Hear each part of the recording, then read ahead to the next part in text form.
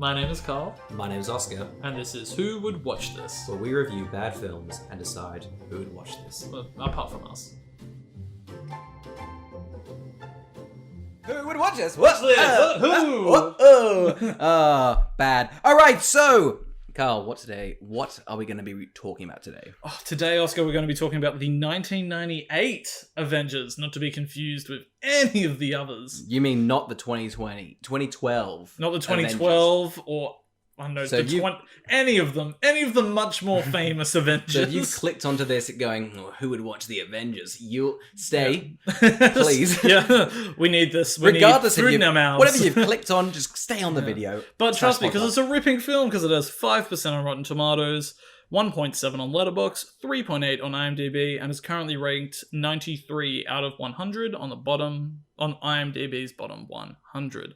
Oscar, what's this film about? Two British, remember that, Carl, they're British. Really? I could not tell this movie was British. It's very British. Two British agents team up to stop Sir Augustus de Wynter from destroying the world with a weather-changing machine.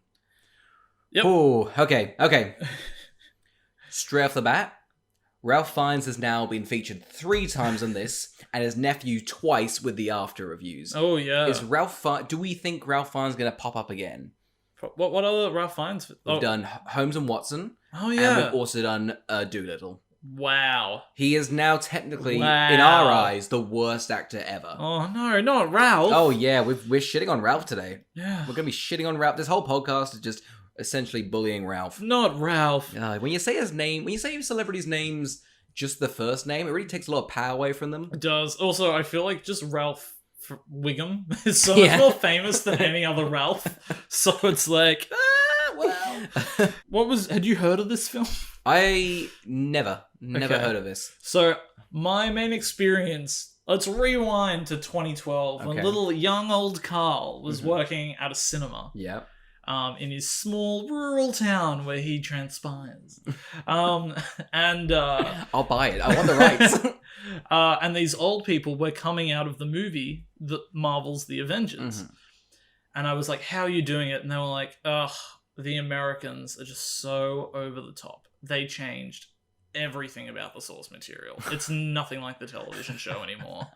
And I was like, what? They're like, you wouldn't understand. I was like, trying to explain to them, I was like, it's based on a comic. And they're like, it's not. Like, the Avengers television show from my childhood was far before this. Like, they've ruined it. Nobody's British in it.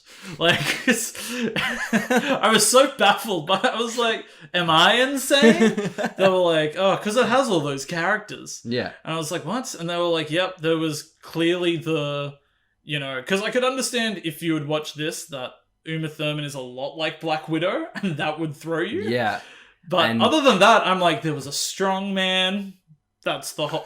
This is my thing. I was like, have you never heard of the Hulk? Like, the Hulk is so famous. I think that's so funny. They were going, well, I don't get this adaptation. Yeah. Which one's Ralph Fiennes? But this is why I'm like, is that why the Avengers made so much money? All the old people flocked out for the remake of the serial. Normally those films only make like $500 million, but the massive Avengers fans from the 1960s TV show flocked to the cinemas to see, because they missed this one apparently. Yeah. And it was like, oh, we missed it. We gotta go watch this one. The 2 other reviews I enjoyed from that same group of old people were, the movie was too quiet, you need to turn it up. And one of them going, it was too loud. So, there you go. Goldilocks. Yep. That's such a funny idea of someone sitting through the cinema just going, I'm not having a lick of this. They haven't seen any of the other 6 or 5 movies that precede it. Just walking right into the Avengers and being like, if Ralph Fiennes isn't in this one again. They go through all 23. Oh. Well, he wasn't in any. I'm not a fan. There's another one coming out. He's British. Oh, God. Anyway, Eddie Izzard is in this. I saw him in the credits and I got very excited. It took me a long time to realize which character he was. Oh, I love him. I think he's so good. So funny. The first YouTube video I ever loved was like, have you ever seen a Star Wars Cantina bit? Oh, yeah. Yeah. Actually, that is very funny. There's someone did like a little Lego one of it, and that's all I watched when I was 10. I'm like, this is film. This is how they do it. Oh, Eddie is Eddie. He's great. Him and his cross-dressing. Look at him go. I think I'm not sure what he might be transgender. I'm not sure. I'm not sure. I think he's slow. I don't know. I think he's pan. I think so. I He think loves just doing a bit of everything. Yeah. Bless his heart. Oh, He loves it all. God, the movie, so much weather in these opening credits. So much weather. This credit sequence. Okay, so we start with this credit sequence. It's like a maths physics book sort of cover. You know, all those like weird letters and stuff. And like when a film has these long credits and it's 90 minutes, you go, whoa, we're in for a treat. The pulling an unhinged yet again, which is funny because did you read the movie was originally like 2 hours long? Yeah, I did. And the studio watched it, went, what the fuck? We're cutting. It's funny though because I'm like, it didn't help. I was still constantly like, what the fuck is happening? No, they cut out stuff and doesn't make sense. Oh, okay. They had extra stuff. They had like a whole plot point with... somebody goes and buys bear costumes so you know what's going on. We're going to chat about that for 9 minutes. Anyway, I thought this movie looked like a student film when it started. It looked so poor. How does it start? It's with... Ralph Fiennes doing his like... Yes, You think he's... I was like, is he the villain? He's just beating up these townspeople who are trying to defend themselves. And I was like, what is happening? It opens well. He's walking down a street. A pot plant falls on him. He's like, aha, a note, a flower, put it in my pocket. An old lady walks past and he just starts punching her. There's this part where he walks past a milkman who smashes open his bottles. But it looked like the extra was afraid of the bottles. Because he does it like so timidly and then is like, I think that's a great bit, by the way. There's a lot. I think this film. Yeah, I think you're going to be defending this movie a lot because I don't think that. Also, he only got a 9 out of 10 for his performance. Yeah, he didn't kill the nuns. 3 nuns walk past. He's like ready to beat them up. I did think the best gag was when they were giving him a rating. The nuns are just smoking and drinking coffee in the background. God, it's a great bit, isn't it? The nun just like. They're on Smoko, just like, oh, we have to walk. What a weird job. Walk 50 meters. Here's some money. Wild. I would have loved it if they were just hookers. Like they just got out of their clothing or something. It's funny. This movie reminds me so much of the Kingsman films. Oh, like, that's what I was thinking. I was just like, because I think the biggest flaw I think with this film is just the talking, just the writing. Is like they're like British robots talking to one another. Well, I say they're all like C3POs just talking to each other. Well, I'm never. Oh yes. Like, they're just talking innuendos and like references to like literature, and that's the whole film. I do think if it was like written just so much better and just not with this weird robotic talk the whole time, I think some bits could work because it is very Kingsman-y. Kingsman-y. It's also. Look, it's just not that funny. No, there's not. A few pieces where I went, that's something. Yeah. Particularly, Sean Connery has a few pieces that I was like, go him. And R.I.P. Sean Connery. Yeah. I was like, God, I hope we don't mock him. But I was like, I think everyone's acting fine. Yeah. The direction's way off in telling them how to act. Yeah. But it's not like this is bad. No, acting. It's consistent. Everyone's consistently robotic. But yeah, anyway, so we get introduced to Ralph Fiennes. He goes away. Then Uma Thurman gets a note from the door. Oh, great bit. She gets handed a letter. They opens the letter. Oh, answer the phone. The phone rings. Hello? Scene ends. That's our introduction. I'm convinced they just filmed herself in her house getting the contract for getting the script or something. She's there chilling. She's like, oh, I haven't made a movie in like a year. I wonder if anyone wants me to be in any movies. Who's that at the door? Telegram. Answer the phone. Yes. I've got a British accent in a minute. Because she's not British, is she? No, she's not. Yeah, she's American. She's right? American. Yeah. Do we think her accents are? I think. I bought it. Yeah, I did. Well, that's why I was curious as to why she was British or not. Yeah. I had no clue. Because Sean Connery's British. Very Scottish. British. Scottish. He's Yeah.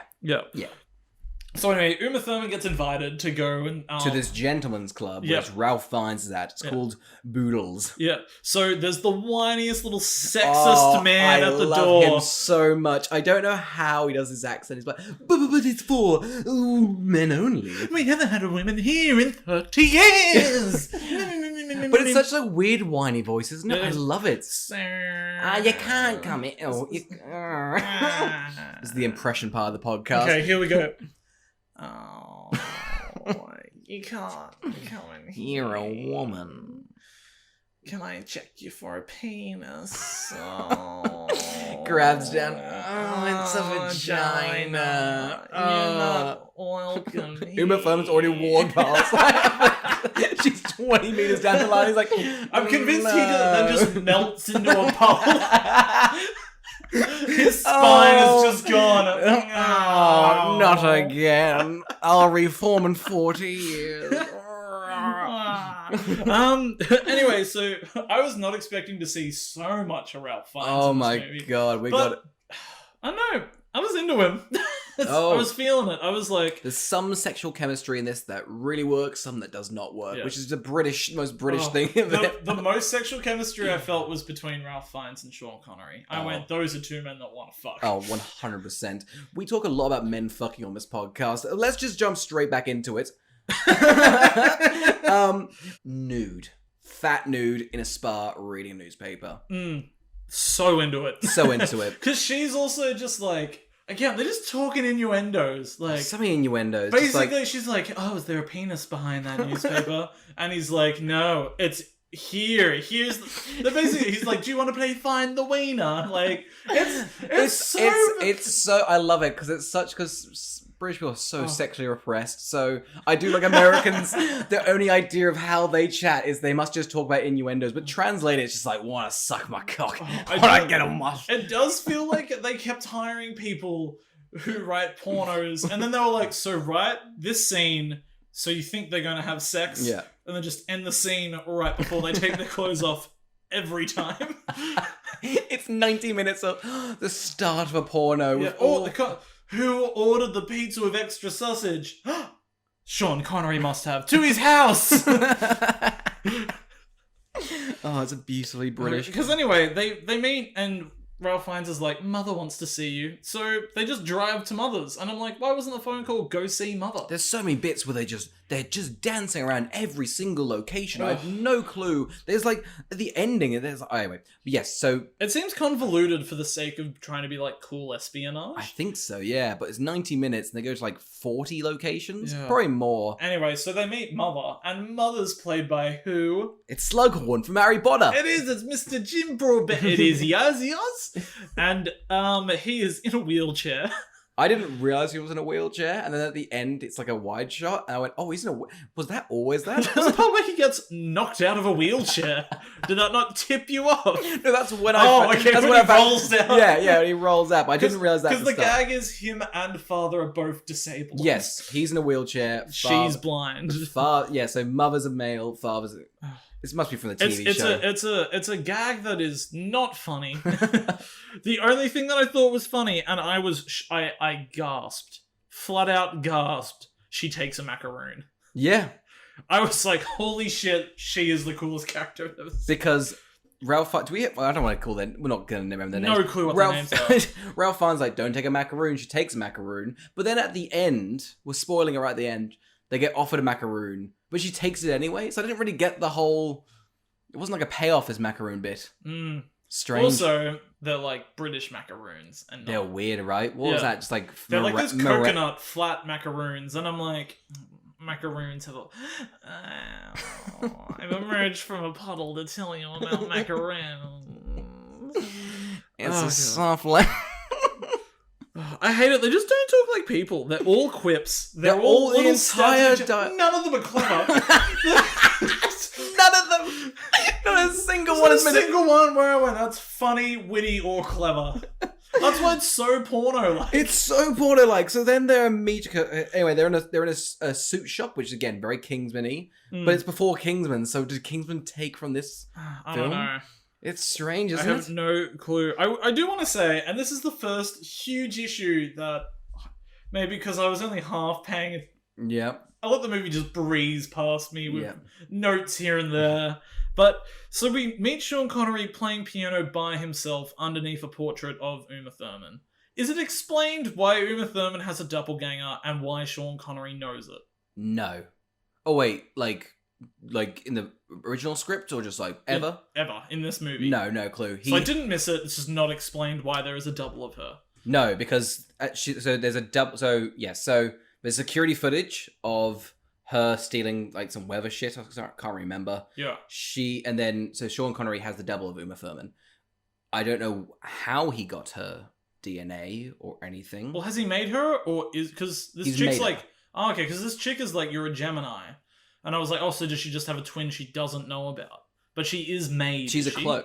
Yes. She's a clone. She's a clone. Ugh. So Sean Connery has cloning technology. But he loves the weather more. He loves the weather more. There's a lot of list of things he has, and I don't know why he's committed so much to the weather bit. I guess because his name is like autumn.com Weatherson. Yeah. So Sean Connery meets Uma Thurman. Yes. And immediately Uma Thurman's like, "You're all wet. Are you happy to see me, or have we met before?"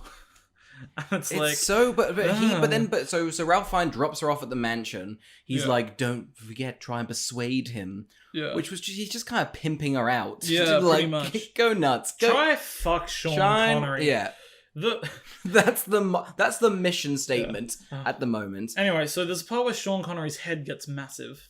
yes. I was like, what's going on? I kind of liked it. So they've got like this big like terrarium. And he has plants. I don't know why, what the message is. Anyway, he has plants. Yeah. He's standing behind the magnifying glass. His head's all big and Uma Thurman's all small. I like it. I don't get it. Because then my next favorite bit is he's like, I'm getting angry. And when I get angry, I get upset. And when I get upset, I get mad. And when I'm mad, I get stabby. Do you want tea?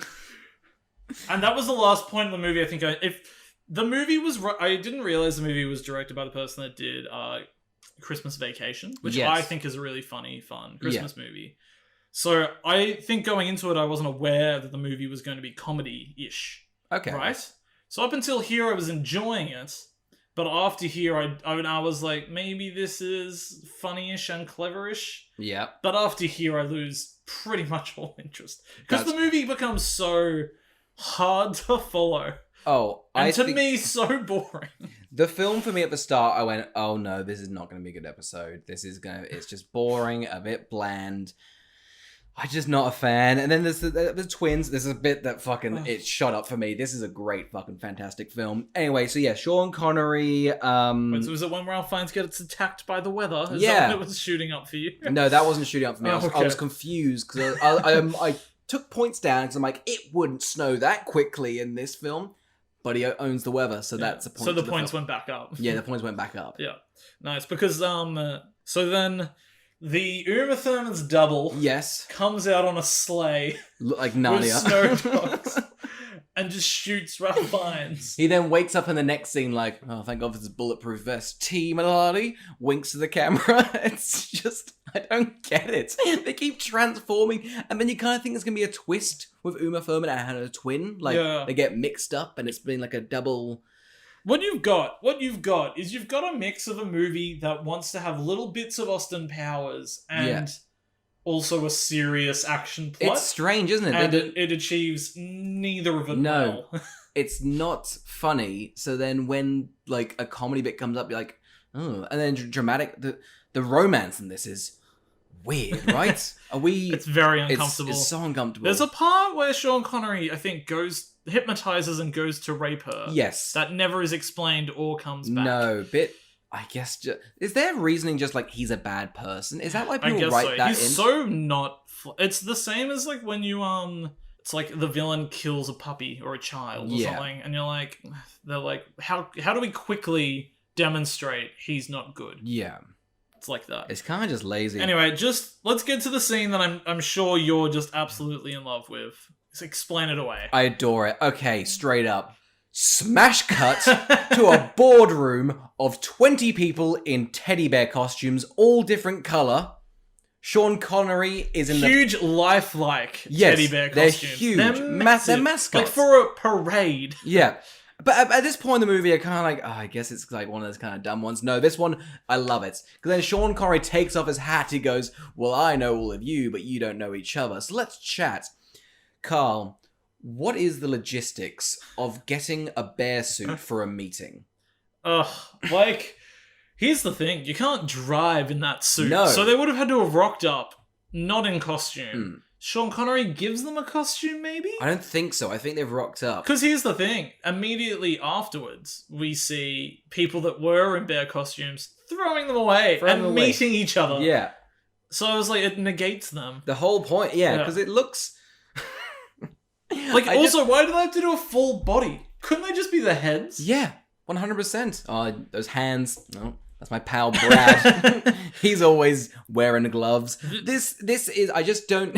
But I do love it, because I went, oh, this bear thing's really wacky. And then they go, we're committing to it. There's now a fight scene with all the bears. I love it. I do want to, because I do have an issue with this. Sean Connery kills 2 of them. Yes. While they're in costume. Yeah, he throws poison darts at them. No way that's making contact with the skin. There would be this much room between the body and the suit and where the dart... Unless the darts are like... They're not 30 inches long, so it properly stabs through to them. No, it makes no sense. Do you think, I mean, this man is obviously deranged. Do you think they were like, just play along with it, we're gonna act dead and get the fuck out? Yeah, we're gonna walk out. That would have been so funny if they showed one of them just getting up and like... taking it off and just hopping in their car. Like... They're just giving a call. Yeah, how'd the meeting go? How do you think it went? I was in a bear suit. It couldn't get worse. He tried to kill me. Yeah. So then while the bears are fighting, Eddie Izzard is looking like a Clockwork Orange. Terrifying, right? I mean, menacing? I don't know. He's maybe like the Jaws character. It's such a, like... Yeah, because he doesn't talk, right? Until the end. Yeah. It's such a James Bond...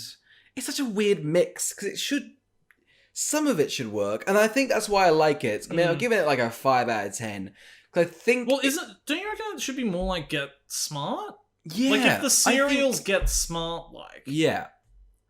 I don't get it. I think you could tweak this, and it could work if it was more funny, or just a bit more serious, but then has like the bears. I think the bears are a cool concept. They're logistically a nightmare, but... Because it's cool. There's so little that makes sense, because after this fight scene, they're attacked by a giant robotic fucking insects. Oh, yeah. Like, there's no consistency in terms of, is he into weather, flowers, or insects? He's into all of them, plus cloning, plus mazes, plus... what else is he into? It's driving me nuts. Hypnotizing. He has so many tools at his disposal. Yeah, but he's like, but I like the weather the most. There's a part where they just electrocute a ball and he's like, we're ready. And I was like, what? Oh. But, because then we've also got... So... They keep on trying to tell us that Uma Thurman's a schizophrenic. Oh, they do. Because they're not sure if there's so many things. It's so confusing. So confusing. None of it. It's so fucking confusing. Because you think these they're not twins, they're clones. Anyway, yes, Ralph Fiennes is like, I thought you were crazy, violent, and a schizophrenic. But that's my type. Based on what? I don't get it. It makes no sense. Surely when it got to the flying robot insects that miss every shot of the car, Ralph Fiennes got out his phone and was like, I'd like to speak to my agent, please. It's good CGI for that, do you think? I thought it was alright. Yeah. I mean, the killer beat... It's 1998. It's a $60 million in 1998, so it's pretty pricey. Yeah. Like... I'm not saying... Oh, some of the sets are... Yeah. There's also a part where we see Father playing the golf polo game. Yeah. Like polo game with Sean Connery. Yeah, so Father's the leader. The blind leader. But we don't get told he's blind, but we just kind of assume. Yeah, you assume. Yeah.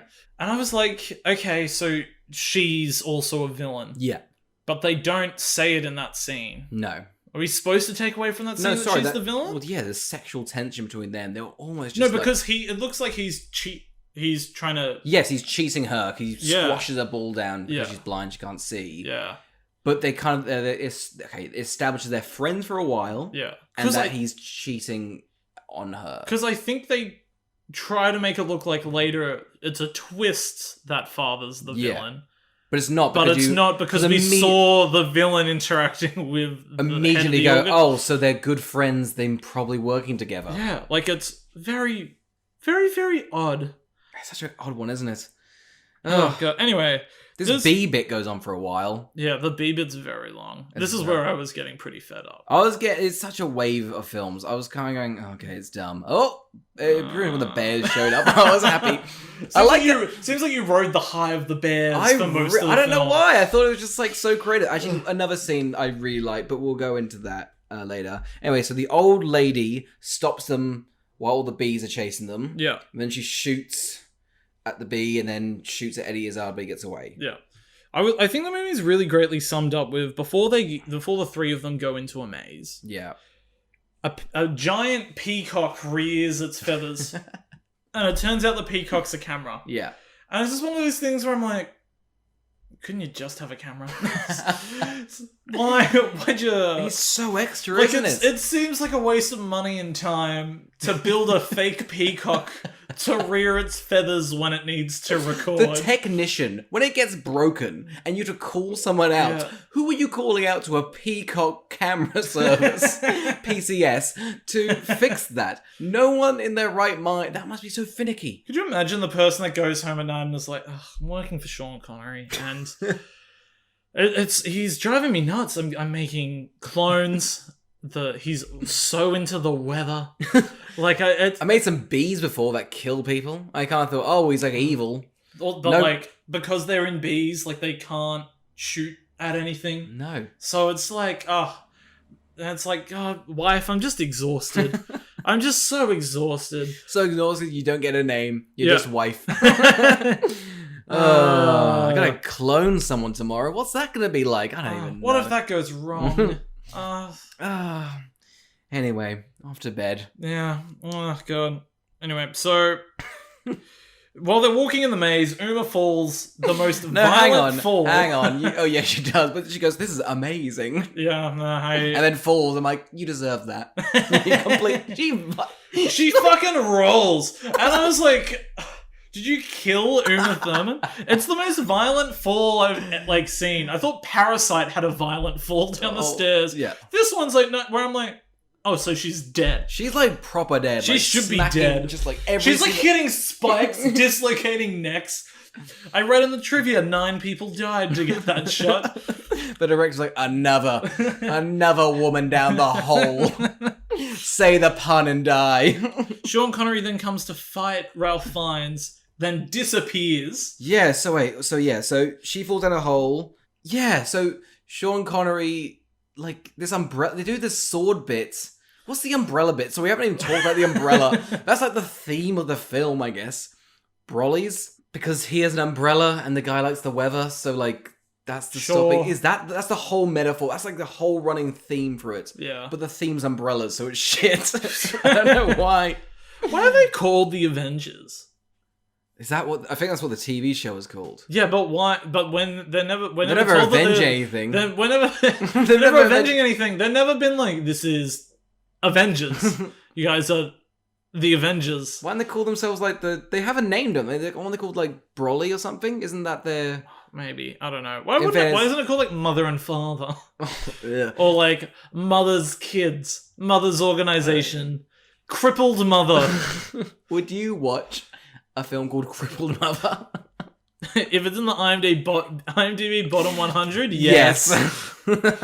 Anyway, so... Or Uma's then put in a torture box that's made of glass and is hypnotized. Yeah. And she gets stuck in a paradox. Shall we talk about the paradox? Because I like the paradox. I love the paradox. Paradox was cool. Paradox, I did like the paradox. Set design, well, that was great. There's this bit where they do like, what's it called? Like a route. What's the infinite stairs? Yeah. Thing? They do this like top shot of her walking upstairs and she gets to the same... It must have been such a... I don't know what that set would have looked like. I feel like you would have it on like a 30-degree angle. Yeah. And the steps, so you'd kind of be like walking. You can't really tell when it's like overhead. But it looks fantastic. This whole set design is really cool, and it just and that's why like I've given it like a pretty, because like some of the set design is fantastic. Some are like some of it,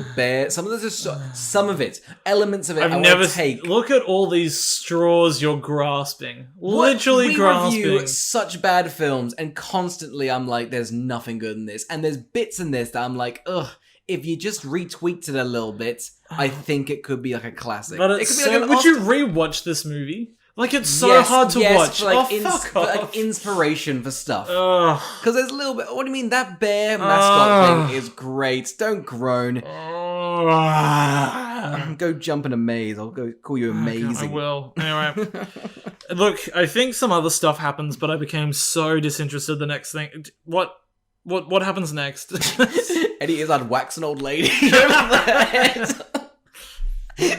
has a gun on Sean Connery, and Eddie Izzard just violently smacks her. I don't think do we see her again? Yeah, she comes back because Mother's like, so you gave away all our secrets, did you? And she's like, no, the father works with him. And I'm like, how was this missed? How did she learn that? That just like, what? I wouldn't give it. You realize Sean Connery works for us? What? What? Huh? But before that, we meet an invisible man.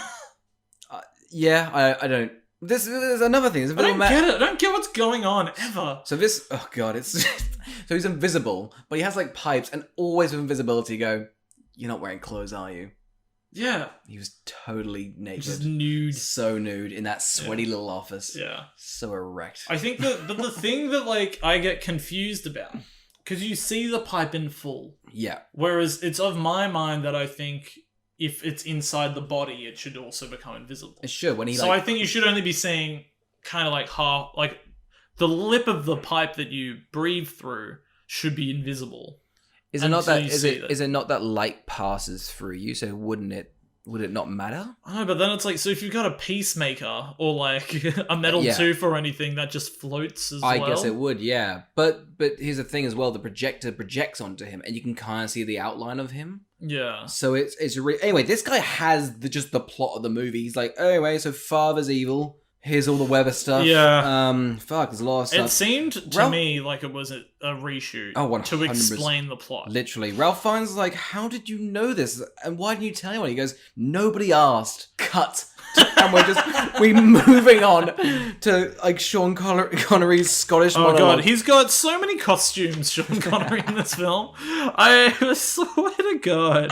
I love this, because this is where like he's monologuing. And I kind of went, oh, is this his plan? His plan is to hold the world ransom for weather? Yeah.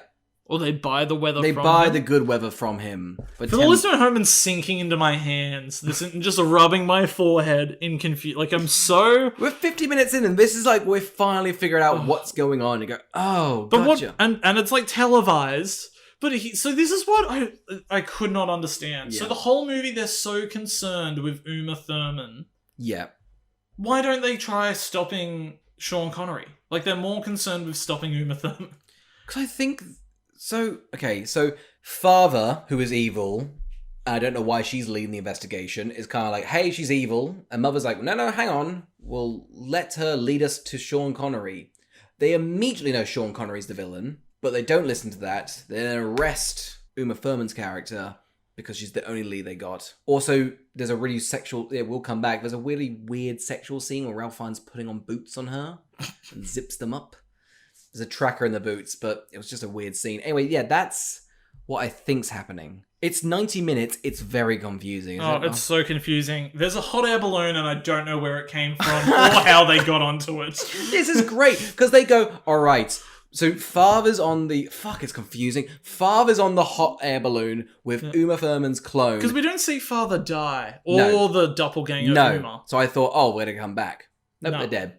Anyway, so she's on the hot air balloon, and their plan is to use this hot air balloon to control things, but they don't need it because there's a control center over there. So is that just a casual flight hot air balloon? Yeah, I don't know. But it looks like... It looks like it's doing something, like a receiver or something. What's the steampunk? It looks... Yeah. It looks that weird style of, like, machine... Like retro, yeah. But I thought it was like the receiver or the thing that was sending out the signals. Yeah, I don't know. It wasn't but why anything. A balloon? So it immediately... A metal balloon. In a lightning storm. Immediately, Uma wakes up and goes, oh, you guys are both here. I'm going to beat my clone. Yeah. and now I've won. So then she just starts ripping shit apart, jumps off the blimp, and Father and the clone immediately die. Like, there's confusing stuff in terms of the fact that it's like Eddie Izzard could just be subbed out for you just have the clone of Uma Thurman be the semi-boss battle. Izzy. Don't get rid of it. Oh yeah, no, I thought this was the climax. I didn't know what the time was, and I was kind of like, was that it? Was that the ending? Yeah, I was just so thrown by everything happening. I also thought they were leading up to it looked like there was going to be a funny fight between mother and father. Yeah. So it was going to be a fight between somebody who's blind and somebody that doesn't have functioning legs. And I thought that was going to be like a... That's funny to you, is it, Carl? Sorry? Two disabled people fighting. It's funny to you. Wow. Yeah. In a film, it would be fucking funny. It would, but no. In this little film, if they find him and he's just like running out, he runs over her hand. Because this is the type of guy that they would do in, I reckon, either a Kingsman or an Austin Powers. Yeah. And it can be funny. It can be funny or really cool. Yeah. Whereas they do this bit where mother's like, oh my god, father's evil. Wheelchairs out of his room, immediately goes across London, skirts into the frame, and then father's like, hey, get away from me, pushes him out of his chair, and then walks over him. Oh, God. What happens? What's going on? Is this the ending? So it's pretty much getting there, because then we get to the point that I think I really lost it, and just went, I don't like this. Uma Thurman and Ralph Fiennes, out of nowhere, hop into bubbles and walk across a lake towards Sean Connery in a storm. In bubbles. In life-size bubbles. Sean Connery also kind of sees them and doesn't do anything about it. Well, they're coming to me. I'll let them do it. I don't know what I can do. Where do they shoot get the these? Bubbles. They'd suffocate in them. Drown and suffocate. Where do they get these? Where on such short notice? 'Cause I know it's a spy agency. Why do they have these in the first place? But where would you get these, Carl? If you need to cross a lake, what are you doing? I think it would be so funny and in tone with the movie if Uma Thurman looked to Ralph Fiennes and was like, "You need to take off your pants," and it just showed them like trying to blow up the pants, and they like blow up into like giant balls of balloons. But it's like a shit innuendo, so it's like, it's just his pants, not his penis. I don't know where you get them from. I don't know why you make them. I don't know why Sean Connery doesn't do anything about them. I don't know why. Don't know why you even need to show how they get to Sean Connery's place. You could just cut to them being We haven't really talked about it also, because they say it's an art, but the whole film, they're so blasé, just like, well, I guess I'll fight you. Clip, clap, clap, clap. I guess I'll walk in the spool. They're so like nothing, and as a result, there's no tension. There's no tension. There's no stakes. It's about the weather. I don't. It's so lame. It's so British. It is. That's the thing. Here's the thing. The British already have shit weather. Yeah, I don't know what more they need to... Look at what they've done to themselves. Sean Connery's like, I'm going to make it rain like at least 250 days a week times a year. And yeah, like, people don't care. We don't care. I'm already sad. Oh, God. The bears are back. The bears are back. I don't know what these thoughts are like in terms of just being like, okay, so we're going to have bears here, killer bees here, Invisible Man here, inflatable bubbles here. Is it part of the TV show? Oh, I don't know, but I'm over it. I'm fucking over it. I'm not talking about any more of the film. I'm going to keep talking about the film. Anyway, Uma Thurman goes, teddy bears are having a picnic today. No reaction from me. I do not want to discuss the rest of the film. Then they get in the phone box, and then I'm going to keep just talking over you because I've got some great notes here. She goes, God, Ralph Fiennes like, my umbrella. Tight fitting. That's just his cock's hard. That's all he's saying in the telephone box. It gets to a point where I thought Ralph Fiennes should be blind. So much glass shatters at his eyes. What button does Sean Connery... So he's walking up this staircase, and Sean Connery's like, no, you don't. Presses a button, and then just glass pours out of every direction. And then he does some stupid quick... Cut back to that person sleeping with his wife. Gets a call from Sean Connery. Oh, yes. We need you to put bombs in all the glass. And he's like, okay, wife, I've got to go back to work. Oh, is it the cloning, honey? No, he wants bombs in glass. Yes, the bombs in glass. I'm on loudspeaker. I can hear you. Your wife's shotty. I'm glad you've just brought out your Sean Connery impression. This whole podcast, if you started with it at the start, I would have, it's a shit film. Half a star. Eddie and... The deed's been done. Eddie and Uma It's fight. pretty spot on. Like, give me a pat on the back. I know, it's great. That's the fucking problem. I'm not going to give you any more credit because I know for a fact the whole podcast will be you going, let's re-record I'm back into it. The movie's a 10 out of 10. Let's keep going, baby. Eddie and Uma fight on wires.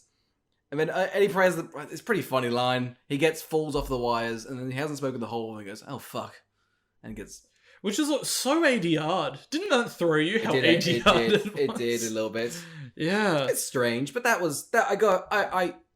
just like him, so I chuckled a little bit. Yeah. Eddie Izzard's great. Love his role in Cars 2. What is he in Cars 2? He's the villain in Cars 2. He's the villain? Yeah. What's Cars 2? Is it the spy one? Yeah. It's this film, but everyone's a car. And it wasn't Pixar's great. Oh, it is. They're all like oh my god. Pixar watched the Michael Caine's like the guys at Pixar realized that the Avengers was so popular, so they go, watch that, let's redo that. And then this guy watched this one. And went, I guess we're making this. I love it. Could you imagine? That's exactly what happened. Oh, so have you written a script just like Marvel's The Avengers? Marvel's The Avengers? Superheroes? I've got British spies. I've got cars that blow up and die left, right, and centre. That's right, the opening's all murder. There's constant murder. Constant murder. Ugh. Anyway, there's a big flooding set that I thought was a good set. Yeah, there's a lot of really good sets in this. Ralph... Oh, sorry. Have you got any more to say before we talk about how Sean Connery dies? I got water layer is cool, sword fight, Big Ben blows up.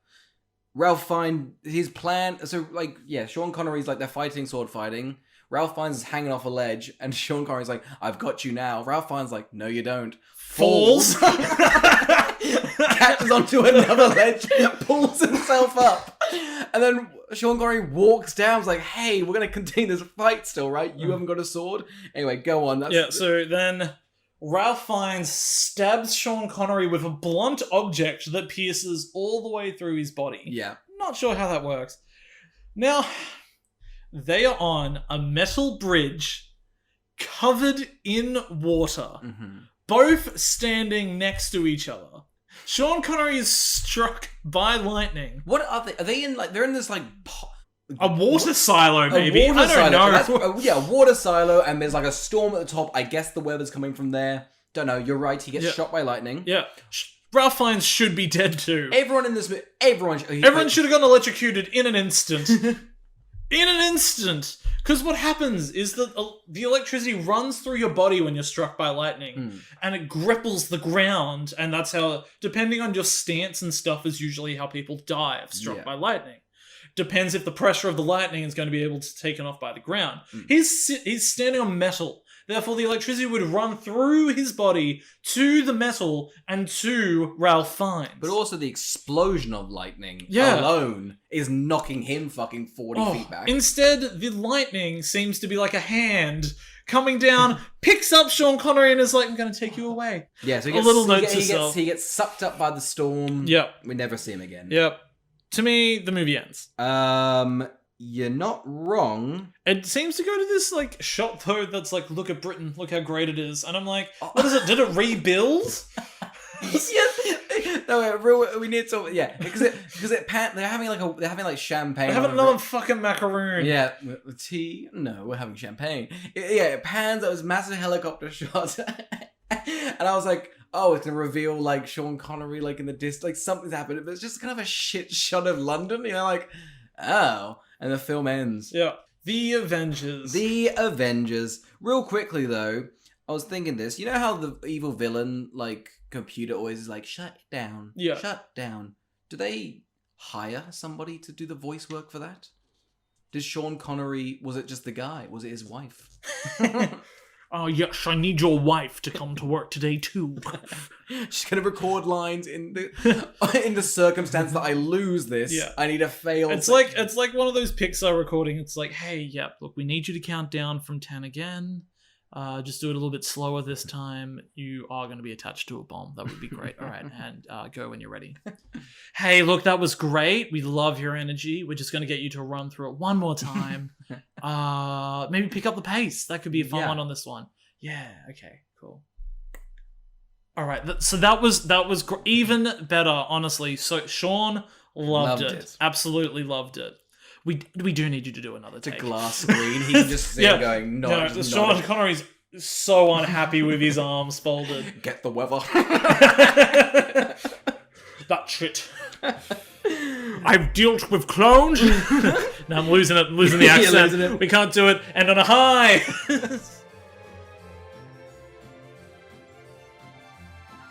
Oscar, who would watch The Avengers? Old people by mistake who wanted to watch Marvel's Avengers.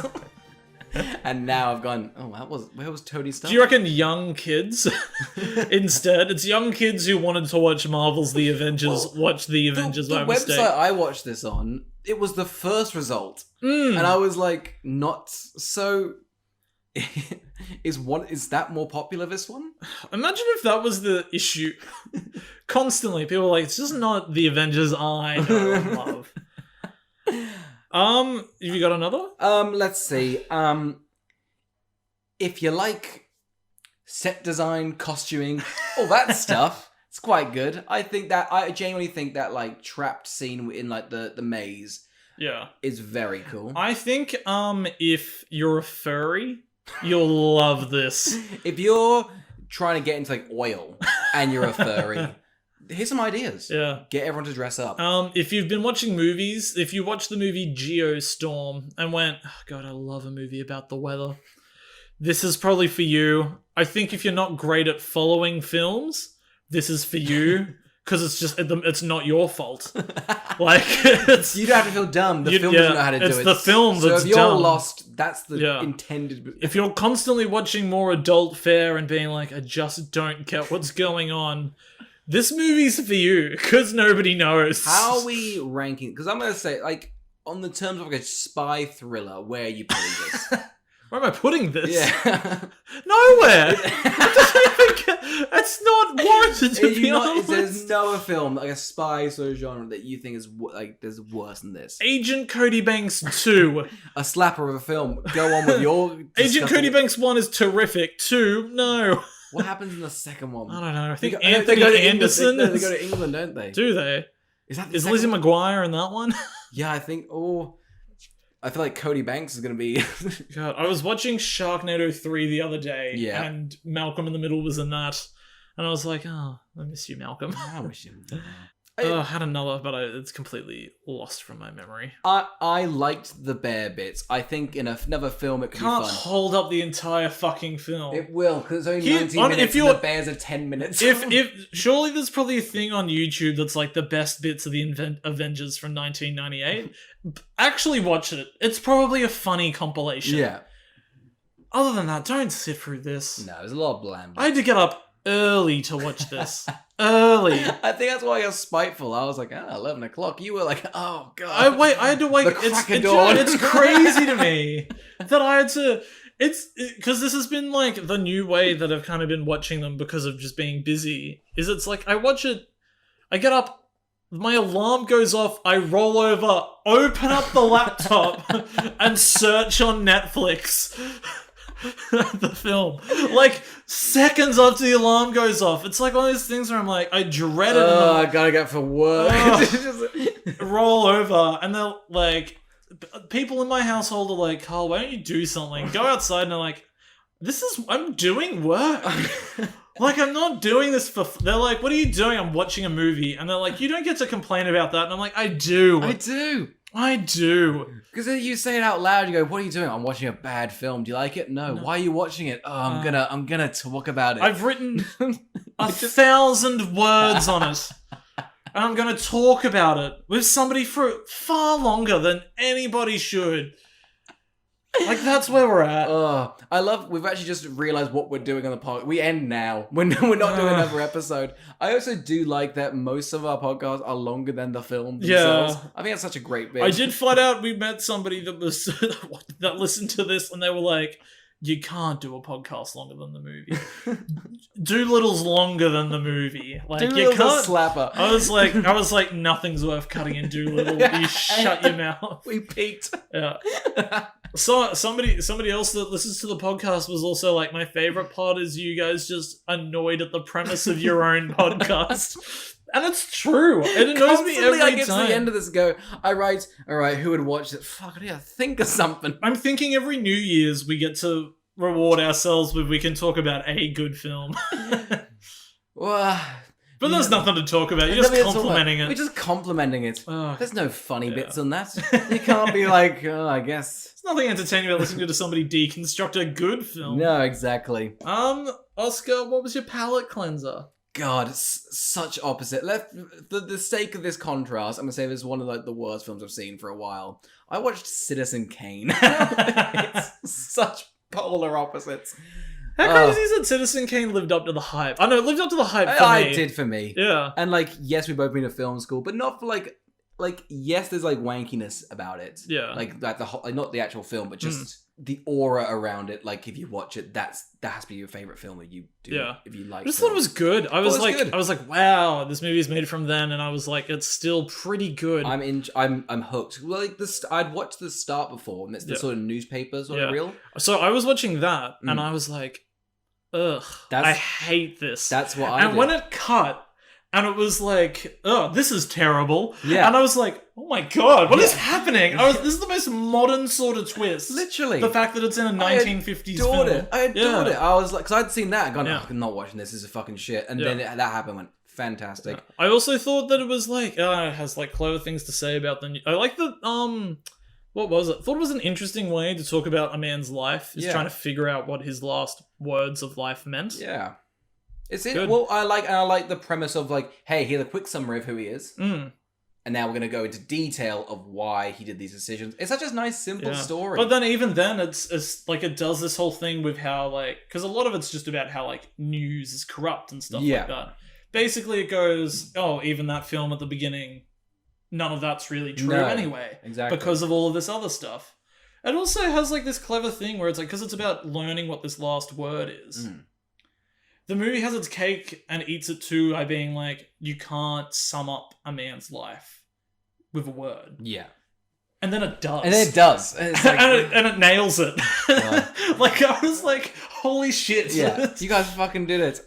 Yeah, it's fantastic. And like, I don't know, it's like, I like, honestly, like the lighting. I've been trying to learn like lighting and like how to like shoot lighting. I bought a film camera to try and learn it because that film. So it's nice. Yeah, I get it. Why it's the best film ever made. Yeah, I mean, like, yes, I don't think it's the best film ever made. I'm just shocked that it's as good as it is. Yeah, like when it's 75 years old. Yeah, I sat through the whole thing, liked it. Yeah.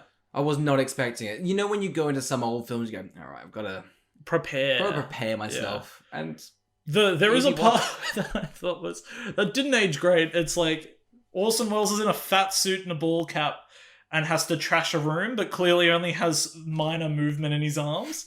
He's just kind of slapping it like he's a T-Rex, just everything. And I was like, I thought it was hilarious. I couldn't tell if that was intentional or not. He's maybe old, right? He's maybe like kind of loose of it's very funny, but other than that it's very good. The sets that when they did like the whole statue reveal god, the stuff that's like, because I didn't realize that. So I had a friend that told me the issue they kept running into is because Orson Welles didn't know how to direct a movie. He'd be like, okay, let's put the camera here and do this, and then the cinematographer would be like, what, we can't do that, and he's like, why not? And they'd be like, oh, all right, I guess we'll do that then. Yeah. Like, so you've got these crazy grand shots and things like that. There's a gorgeous one where they're in the house. They're in the house. The camera pans like through a window and like they come out the house. It's just like, I just think it was just him going, can we do it this way? They went, we hadn't done it before like that. And they're like, Should we Sure. do it? Yeah, we'll give it a go. Yeah. So I watched that in preparation for Mank. Found out it wasn't on Netflix, and now I have to wait another 2 weeks. Yeah. So, yeah. So we can bounce off of that. Yeah. Because I saw Mank in cinemas. Yep. I didn't check to see if it was in cinemas. I just thought it was on Netflix, but go on. Yes. Yeah. You could watch Mank tonight instead of Speed. No, I will wait. Yeah. So you watched Citizen Kane as well. I watched Citizen Kane the day before I watched Mank. And I love David Fincher. I think he's a great director. Mm-hmm. I like pretty much all of his films. And I love old movies. And I love Hollywood jack-off pieces. Did not vibe with Mank. Real quickly, were you Once Upon a Time in Hollywood?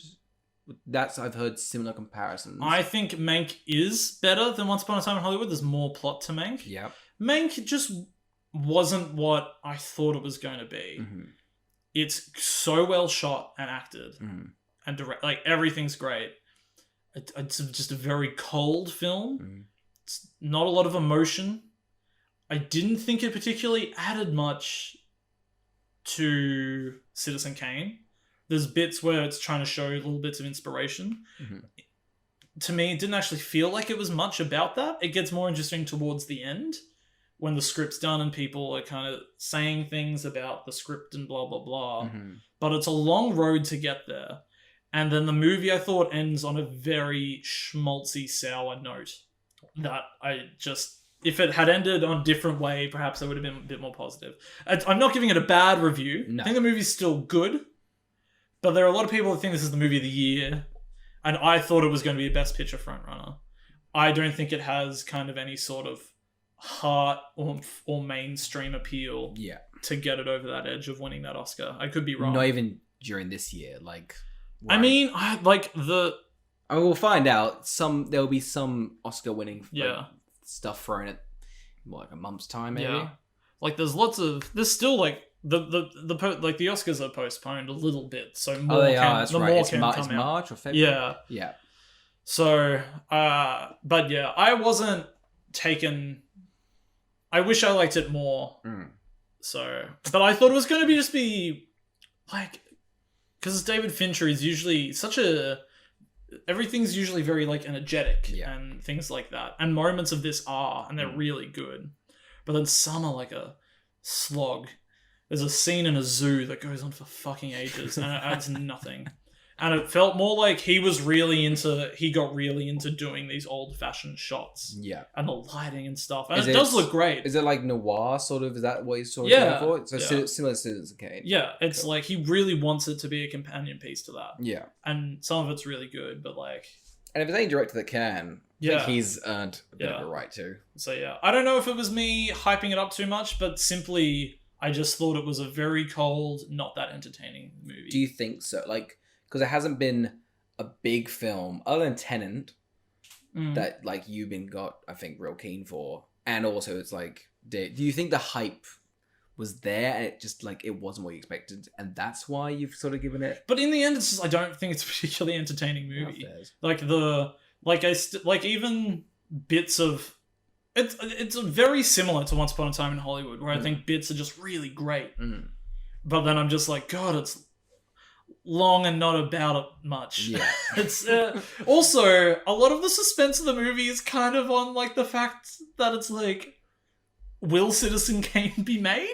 And I'm like, we know the answer. I watched it yesterday. Like, some of it's like, there's lots of stuff where it's like, we don't want this in the script, blah, blah, blah, blah, blah, and I'm like, well, it gets in. Yeah. Like, I know. I've seen it. Yeah. But then the movie, I think, wouldn't be like... I don't know. It's a real mixed bag for me. It's tight.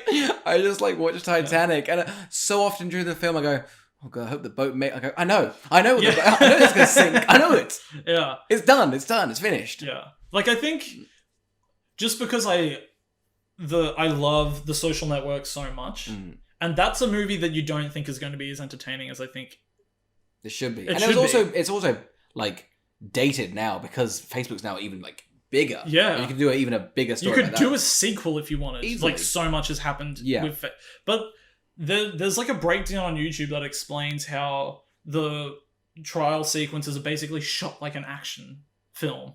in the way of like how they talk and and the cameras direct, and that's why it's so like you get into it. And I thought perhaps there'd be a bit more of this, but so much is like Gary Oldman laying in a bed mumbling.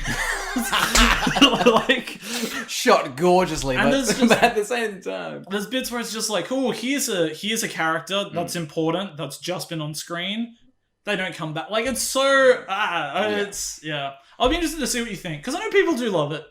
Could just be me. I've seen like just good reviews.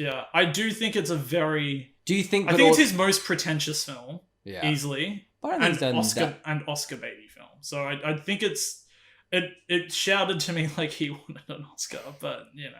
Has he won an Oscar before? No. Yeah, I mean, if it's gonna be, it's gonna be this. Yeah. Like, I just wish that like they just gave it to Parasite. I think the Academy's like, we deserve one for us. Yeah, I don't know. I'm kind of getting over Hollywood patting itself on the back with movies about Hollywood. Yeah.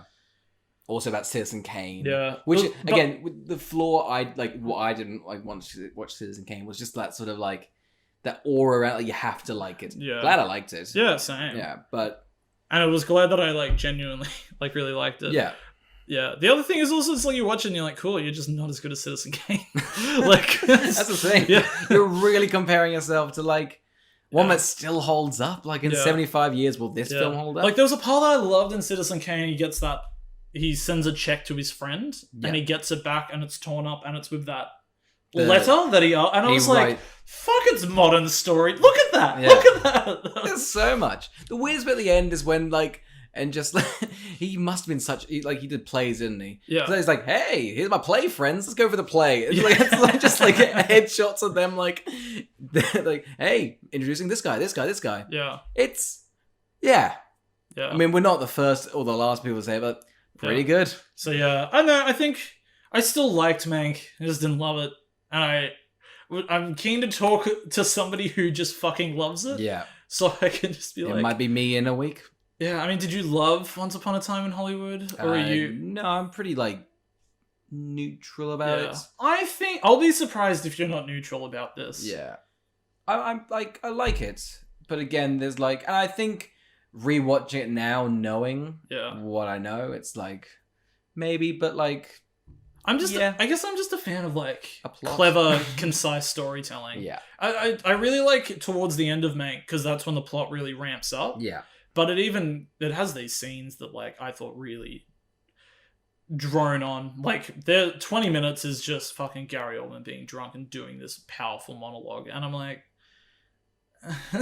give him an Oscar. Well, you think Woody? He just won one, didn't he? Yeah. Maybe he could get another one. If it wins Best Picture, if people continue to love it, I will rewatch it. Yeah. Like, it won't be the first time that I was wrong about a movie and I rewatched it and was like, oh no, I got it. This. Yeah, I've got it now. But...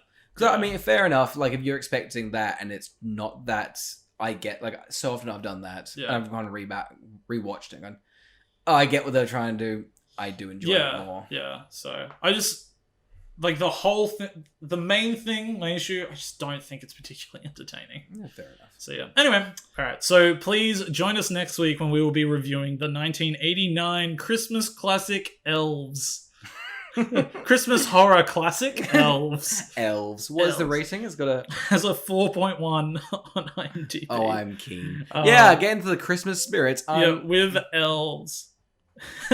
This plot is absolute nonsense. This could not be more exciting. Alright, thank you for listening. Thank you for listening. Goodbye. Bye.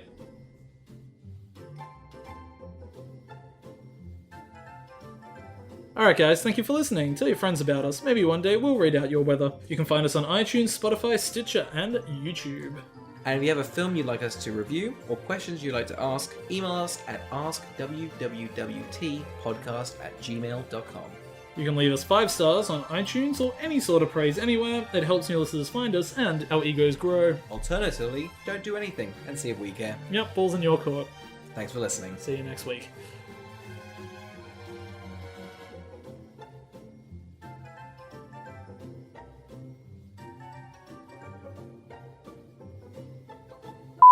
Are you excited for Speed tonight? I'm so excited because we never actually watched watched the first one. I've only seen Speed 2. What a way to live. You should explain that. Which is funnier. Don't watch Speed. It's almost better. You might see the second.